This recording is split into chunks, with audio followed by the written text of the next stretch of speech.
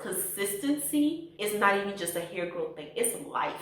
Being committed, that's life. Hello everybody and welcome back to my channel, and if this is your first time here, hello, welcome. This is Essential Patience and I Am Patience, and in this video I'll be doing natural hair tips. If you've watched one of these before, you know the drill. I'm going to look at natural hair tips. I'm going to give my opinions, what you're doing right in my opinion, what you're not doing right, what I would do and what I would not do, and I would give you all of the details. So let's get straight into these videos because they're very interesting, but I also added some very interesting videos that would really spice it up that I wanted to give my opinion on. So let's get straight into it. But before we do, remember to like this video, subscribe to my channel if you haven't already, and ring the notification bell so you do not miss out on any of my future videos. Let's get straight into these natural hair tips. So this first video says 3 wash day tips for hair growth, minimal effort. So first it talks about pre-detangling to save time, which is something that I do. I implemented back in 2022 because it saves time. So we talk about tailoring your deep conditioner to your porosity, which is not something I've ever done. And in the past 5 years I've been growing my hair, it's never mattered to me. And then the last point, if you don't have enough time to do your hair, don't. This is actually very interesting, and I agree to some point. Some point you have to do it. For example, if I needed to band my hair before I go to bed, I'm not gonna do it because I don't have time. I'm gonna do it because if I don't in the morning, my hair is gonna be a mess. I do get what she's saying, that let's say you don't have 2-3 hours to wash your hair, to do your hair routine. Don't go in and try and do it and then rush and then cause damage to your hair. And it's always good to have a hair routine and to create a time to specifically do your hair. And I definitely think that that has helped me in my hair growth and retention, because you know what they say, if you fail to plan, you plan to fail. So making sure that you plan to actually do your hair and to cut out a specific time in your schedule to do your hair. Let's move on to the next video. Why I cut my hair for hair growth, and you should too. Yes, I said cut. Single strand knots to afro hair is like Santa Claus to Christmas. They're inevitable, but you can limit them. Keep your hair moisturized. It's less likely to tangle that way. Deep conditioning and oils are your best friend. Do stretch gels. Shrinkage equals tangles, which equals single strand knots. Cut them out regularly. Every time I handle my hair, styling, tangling, washing, I am armed with my hair scissors. Read caption for more and follow for more hair editing. I definitely agree with this. When I went to go get my silk press, I had more damage than I thought. I had to cut off like about 2 inches of hair, or the stylist did. I cut them all off. Do not keep your damages. Definitely do trim throughout the year. It is important to make sure that you are keeping the most healthy part of your hair on your head and not just chasing up the length. When she talks about making sure that you cut out those knots, I do so as well. I cut them. If I can't detangle it, I'm not going to leave it in because it's going to tangle up more of your hair. Also, keeping your hair stretched. I am of the opinion that stretched hair has been one of the best things for my hair. I hardly ever leave my hair in its natural, unstretched, shrunken state. Now, it shrinks up by itself, but I'm not going to be able to do so. I always put it in plaits to stretch it before I put it in protective styles. And in protective styles, they're still stretched. When your hair is already detangled and you keep it stretched during the night, it stays detangled for the most part, and you have less and less to do as the days go on. It is important that you find out what works best for you and what's more conducive towards keeping your hair retained. Do not let these teeny tiny mistakes be what causes the downfall of your hair retention, because it's really the day-to-day that makes the biggest difference in my opinion. But let's move on to the next video. When are we going to admit that y'all don't actually like natural hair the way that y'all say you do? Because y'all only accept certain types of natural hair. The girlies who get attention for their hair are usually wearing wigs or sunglasses. If they are wearing their natural hair, it's usually really big or stretched out to make it look longer, which helps them relieve their anxiety about whether or not we can actually grow our own hair, because apparently hair growth is only valid when it's long. They have loose curls, which makes them aspirational, even though the girls would never want to admit that because they know it's going to make them look texturist, or they just genuinely have long hair, which again is aspirational, because hair is only valid when it's long enough to dispel anxiety about other people's perceptions of your genetic abilities. I agree with a lot of these points. Do people like natural hair? That's the big question.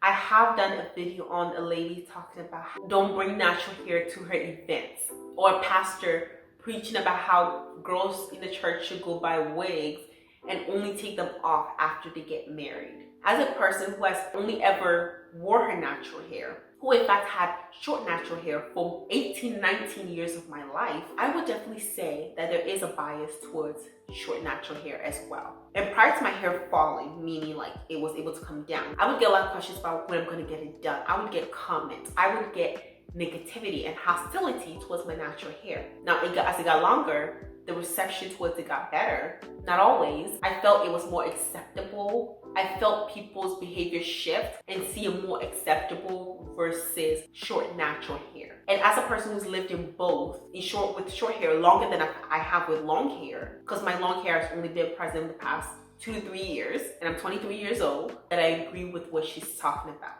When I was with short hair, nobody talked about how I had good genetics. But now that I had taken care of my hair and it became long, and I just gave it time to grow long, now all this discussion comes to be about how I could be mixed with something. Some people just don't like natural hair. And I don't want to go on a rant with it, but I just want to say that it's very valid in what she's saying. While I do like to keep my hair stretched and not in its natural state for reasons that I don't have time to go through and detangle it, and I just find that there's less breakage, work to be done when it's in its stretched state, and that's what works best for me. I would never discriminate against somebody who chooses to wear their hair in its most natural form in terms of shrunken state. Where are we going to get to a point where natural hair will be acceptable in its all forms, not just when it's done? And when I get a silk press, people will think it's a wig, but when they find out it's my natural hair, then they're surprised. It's just a whole conversation that goes way beyond, that has been going on for years and will continue to go on. But I want to read some of the comments because I find some to be interesting. Somebody said, and the need for edge control, laying those edges and using as much product to mask the actual texture for it to appear more silky. And that's something I've gone through all of my years of growing my hair. I've never been a person to lay my baby hairs. And some people have asked me to do so. Why don't lay my edges? Because it's not natural to me, and I don't like it when I have the gel. I don't like gel in my hair in the first place, and I've used gel only twice, but I definitely don't want it all up on my face. Like, it just feels so uncomfortable. And I feel like baby hair is an idea for laid edges gets more and more ridiculous as time goes on. Let's look at another comment that says, she's on point. There's another point of 4C only being acceptable in it states if it's twisted out to make the curl pattern and looseness look more like 3C hair. I know we don't want to talk about it. True, defined hair. When I came into the natural hair community, I would say the most talked about hairstyles were always about defined curls and the wash and goes and look at the curl definitions. And as a person who is not obsessed with curls, I can definitely say I did not understand the obsession with the curl pattern and curl definition and taking time to go in strand by strand to make your hair the curliest. There's definitely something beyond the hairstyle. And one last comment, he says, I agree with her point about length, especially with kinkier textures. The tighter the coils, the longer it has to be considered beautiful. And that is so true. When you show your hair length and it grows, people find long hair more beautiful than short hair, with both men and women. And I find that when I wear my hair out now, it's more accepted than when I wore it out when it was in an afro, when it was not hitting my back. So definitely all these points are valid. Without risking going to a whole tangent and going to a deep dive of this alone, let's move on to the next video. So this is a video of a full treatment of hair to do a silk press. The stylist is really taking her time. I love stylists who are accepting of natural hair in all states, because sometimes when you go to a stylist who is looking down on natural hair, who is saying things like, oh, don't come unless it's washed and blow dried or stretched and silk pressed before I would do anything to it, it's really discouraging. But this looks absolutely beautiful. Black hair and natural hair is versatile, and there's nothing wrong with wearing it in all stages, but it's about appreciating it in all stages and in all states, and not just when it's straight, not just when it's long, not just when it's curly, but in its God-given state as well. Let's move on to the next video. Don't let anybody tell you that you need to have good genes or good genetics or good hair in order to have long hair, because it ain't true. Period. I completely agree. What were we just talking about? Look at that. Yes, growing long hair requires patience. No pun intended. Consistency, techniques, good quality products, loving and understanding your hair. That leads to consistency. That leads to doing research for the best products and the best quality products to use on your hair. Leads to being patient with your hair, finding the best techniques to take care of your hair. So we really need to understand our hair uniquely to yourself. Know that your hair is unlike anybody else's. Even if you have similar curl patterns, it's never gonna be in the same way. I have 4A, 4B, and 4C hair. And when I tell you that I've never found anybody with my exact same hair type in the percentages that it is, I have to find ways that works for me rather than trying to adapt what works for other people. Now, if you don't know where to start, it's always good to learn from other people and to borrow what other people are doing that is working for them. But start listening to your hair and start adapting to it. When I started growing my hair, I would wash one week, then co-wash the other week. Until I realized my hair does not like co-washing, so I stopped doing that. The comment says, good hair is hair that is taken care of. Amen. If we apply this principle of our hair to health, kids, life, it's all possible. Stop blaming your genes when you have the power to change our circumstances. I have definitely learned a lot while growing my hair, way beyond hair growth. Consistency is not even just a hair growth thing, it's life. Being committed, that's life. Having goals and pursuing goals and doing things when you're tired, that's life. So all these principles can be applied to real life, beyond your hair, in all aspects of your life. Let's move on to the next video. This video says, not sure if your hair is dry and needs to be moisturized. So basically what she's saying in the caption is that it is important to get to know your hair and to know after certain days it starts to get dry, and doing what you can to make sure that you keep your hair moisturized before it gets thin. And I definitely agree, taking a more proactive or more prevention technique versus waiting for your hair to be super dry before you moisturize it. Very good advice, and I think it's definitely something that everybody who has natural hair should, and I definitely think this is an advice that can help everybody. So let's move on to the next video. So this video says, 5 tips to grow your edges. Avoid tight hairstyles, protect your hair while sleeping, scalp massages to help, limit harsh heat styling, keep your hair moisturized. I definitely agree with this. Your edges, I don't know if everybody is like going to grow the same type of edges. Making sure that you're at least not losing it or causing any harm to it is the most important thing. I certainly avoid tight hairstyles. I avoid any type of overusing of heat, and I'm very mindful about what I do to my hair, and I try not to make it into something that it doesn't want to be. And like I said before, I surely don't lay my edges. Edges are a part of hair growth. I'm not obsessed with it, and I just live the life that I want to do no matter what it looks like. So let's move on to the next video. How to keep your hair stretched until you are ready to style it. You want to put your hair into 4, 6 or 8 parts depending on how long your hair is. And then you want to band each part at the roots with a houseless band, and then you want to braid tightly all the way to the tip. And I have realized that braiding like this and banding at the root like this keep my hair stretched for a longer time than twist.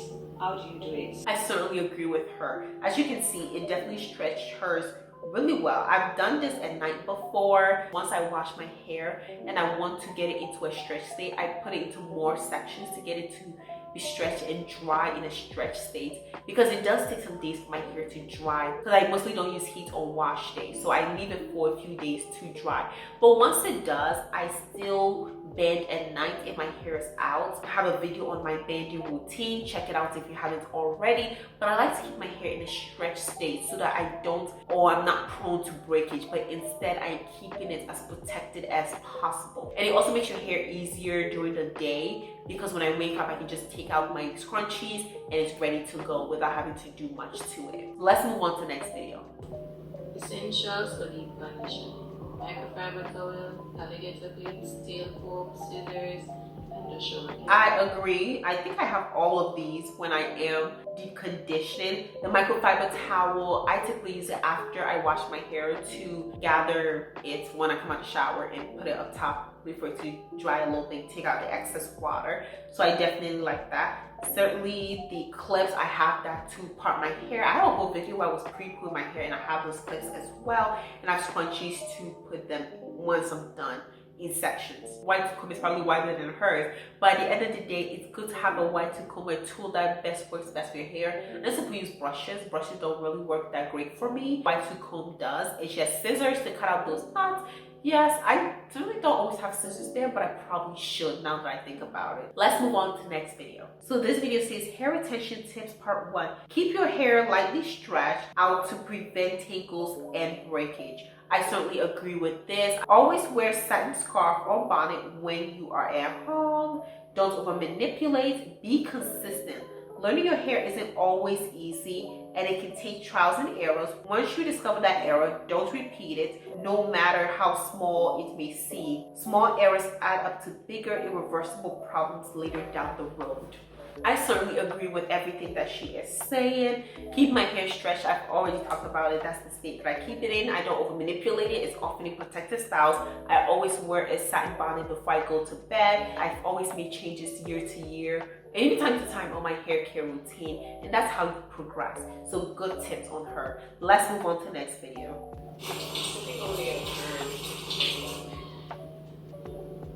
I relate to this. I mean, not the perm part. Sometimes I just wish my hair was easier on wash days. But then once your hair comes out, especially on the good hair days when it's out and big and fluffy, I'm always like looking at it. I'm like, oh my goodness, like, it looks really nice. It's really fluffy. On those good days, it's good and your hair looks so good. But then you have to come home and then like band it for the next day. But certainly her hair is gorgeous. She's gorgeous. Look at that. Look at the shrinkage and look at the stretch. Look at that afro. That's beautiful. Somebody says put a hot comb to it, not chemicals. Why would you say that? Like, come on, people. Come on. Like, she's obviously loving her natural hair without a hot comb. Why would you say that? Somebody says perm is no longer an option. I wouldn't know how to take care of it anymore. And that's something I think about. I'm like, well, how would I take care of a perm? Like, the idea of me perming my own hair is not a good idea. But then also that means I'll have to go to the salon every 3 to 4 months to go get a perm, and I don't go to the salon enough for that to happen. And it's just not going to be the same. Like that big volume, and it's not going to be the same. So I don't think I could personally do it.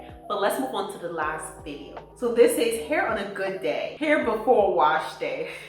This is certainly funny but relatable. On those good days, my hair is fluffy, voluminous, beautiful. My hair looks almost exactly like that the day before wash day or the day of wash day. Typically because the day before, a couple of days before wash day, if I'm not going out to specialists, like why would I do much to it? I still try to keep in like sections just so it's not overly difficult on wash days. But at the end of the day, who cares? It's wash day and it is time to go back to square one. I certainly have these struggles, but it's fun. Natural hair is fun. It's beautiful. And I always encourage people to open your heart to natural hair, but also to love it. It's really hard to say that when it's something that grows out of your scalp. By default, you should love and accept it, but considering the history, struggles that we've had, is very understandable, the difficulties that come with it, but try your best to love it. So with that, bringing this video to an end, thank you all so much.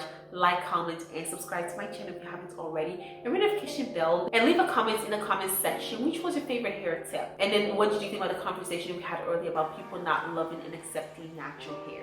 And if you enjoyed this video, watch another one. I have like 200 videos on my YouTube channel, so you're bound to find some that you love, especially on natural hair. Thank you all so much again, and I'll see you in the next one. Bye.